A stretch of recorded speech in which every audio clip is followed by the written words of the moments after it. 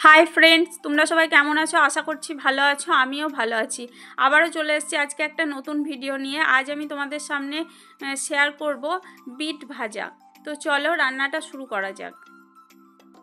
एखाने देखो बीट भाजार जोन्नो आमि प्रथमे बीट और गाजर कुचि करे नियेछि। बीट और गाजर लम्बा लम्बा करे माने आलू भाजा करार जोन्नो आलू भाजा जेभाबे आमरा केटे थाकि लम्बा लम्बा करे बीट और गाजरटाके ठीक सेभाबेई आमि लम्बा लम्बा करे कुचि करे नियेछि।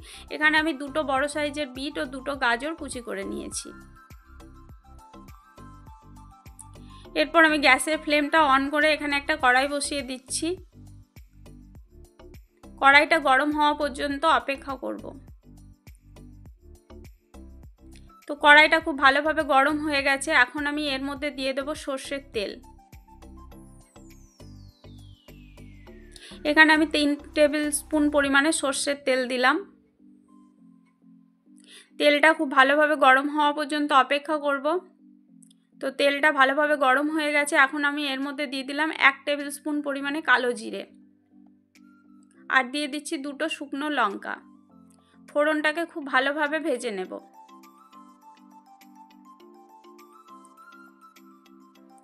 এখানে আমার ফোড়নটা খুব ভালোভাবে ভাজা হয়ে গেছে। এখন আমি এর মধ্যে দিয়ে দেব কুচি করে রাখা বিট ও গাজর।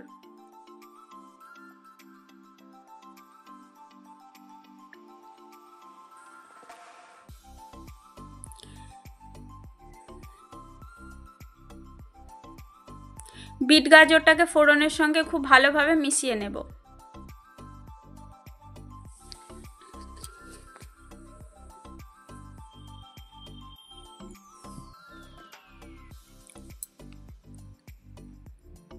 देखो एखाने आमार बीट और गाजर थेके बेश किछुटा परिमाणे जल बेरिये एसेछे। एखन आमि एटाके ढाका चापा दिए देब मिनिट 3 থেকে 4 मिनिटेर जोन्नो।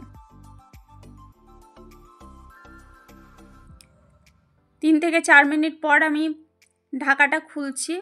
तो देखो एटा थेके अनेकटा परिमाणे जल बेरिये एसेछे। एई रान्नाटाते आमि कोनो रकम जल व्यवहार करब ना। एई बीट गाजर थेके जे परिमाणे जल बेर होबे सेटातेई रान्नाटा हये जाबे। तो এখন আমি এর মধ্যে দিয়ে দিচ্ছি 1 টেবিল স্পুন পরিমাণে হলুদ আর দিয়ে দিচ্ছি 1.5 টেবিল স্পুন পরিমাণে লবণ। লবণ ও হলুদটাকে বিট গাজরের সঙ্গে খুব ভালোভাবে মিক্স করে নেব। এই সময় গ্যাসের ফ্লেমটাকে একদম লোতে রেখে বারবার ঢাকা দিয়ে দিয়ে রান্নাটা করতে হবে। तो लवण हलुदटा आमार खूब भालोभाबे मिशानो हये गेछे। एखन आमि एटाके आबारो मिनिट 3 जोन्नो ढाका दिए दिलाम। 3 मिनिट पर ढाकाटा खुले देखछि एकदम बोलते पारो 80% मतो आमार रान्नाटा कमप्लीट हये गेछे। 20% परिमाणे बाकी रयेछे।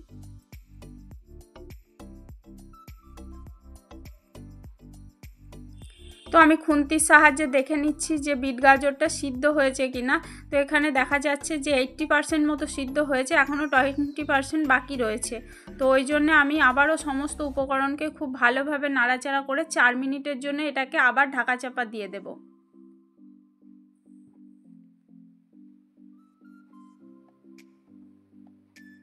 এটাকে এখন আমি 4 মিনিটের জন্য ঢাকা চাপা দিয়ে দিলাম।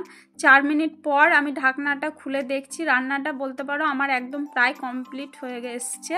অলরেডি প্রায় হয়েই এসেছে, কিছুটা পরিমাণে বাকি রয়েছে। তো এই মতো অবস্থায় আমি এখানে দিয়ে দিচ্ছি সামান্য পরিমাণে চিনি। লবণের স্বাদটাকে ব্যালেন্স করার জন্য এখানে আমি চিনিটা দিলাম। তো চিনিটা একদমই অপশনাল, যারা মিষ্টি ভাব পছন্দ করো না তারা চিনিটাকে স্কিপ করে যেতে পারো। তো চিনিটাকে দিয়ে আবারও আমি খুব ভালোভাবে নাড়াচাড়া করে মিক্স করে নিলাম এবং এখন আমি 2 মিনিটের জন্য এটাকে আবারও ঢেকে দিলাম। তো 2 মিনিট পর দেখো বন্ধুরা রান্নাটা আমার একদম হয়ে এসেছে। এখানে বিট গাজর খুব ভালোভাবে সিদ্ধ হয়ে গেছে এবং ভালোভাবে ভাজাও হয়ে গেছে। এখন আমি এর মধ্যে দিয়ে দিচ্ছি 1 টেবিল স্পুন পরিমাণে পোস্ত। এখানে পোস্তটা দেওয়া শুধুমাত্র টেস্টটা বাড়ানোর জন্য। তো পোস্তটাকে দিয়ে আবারও আমি বেশ কিছুক্ষণ ভালোভাবে নাড়াচাড়া করে ভাজা ভাজা করে নেব, কারণ পোস্তর একটা কাঁচা গন্ধ রয়েছে। সেই কাঁচা গন্ধটা যতক্ষণ পর্যন্ত না যাবে ততক্ষণ আমি এটাকে নাড়াচাড়া করে ভাজা ভাজা করে নেব।